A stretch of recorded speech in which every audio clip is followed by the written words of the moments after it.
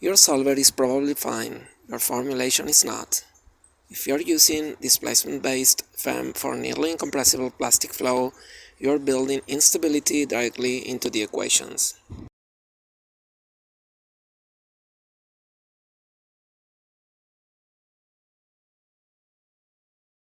Let's compare two worlds. On the left, classical solid FEM. Displacements give strain, strains give stresses, pressure is not an independent variable. It is extracted from the stress tensor. Now, this works perfectly for elastic problems, but in forming, deformation is mostly plastic. The material flows, and plastic flow is nearly incompressible. That means the volumetric strain should be zero. But in displacement-based formulations, volume conservation is not enforced directly.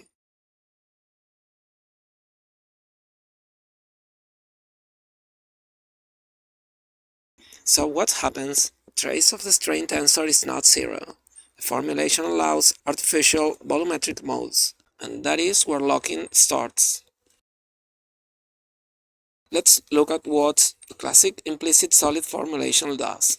First, we build the stiffness matrix. Then we solve for displacement increments. From displacement, we compute strains. From strains, we compute stresses. Then we split stress into deviatoric and volumetric part. And pressure, it comes from the volumetric stress component. It is not an independent variable. Now here's the issue. If the volumetric part is not properly constrained, pressure becomes numerically unstable. And what do we see? Load oscillations, artificial stiffness. Even in commercial implicit solvers, this is not a plasticity integration problem. It is a formulation problem. Same physics, same instability. The formulation cannot enforce compressibility properly.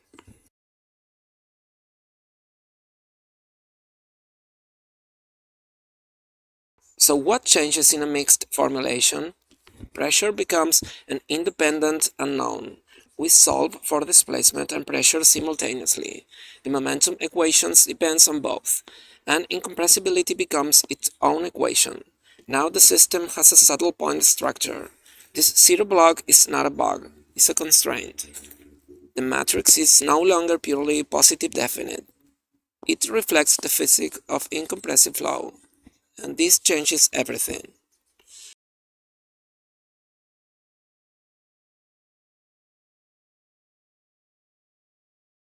Martin proposed a variational formulation where incompressibility is enforced using a Lagrangian multiplier.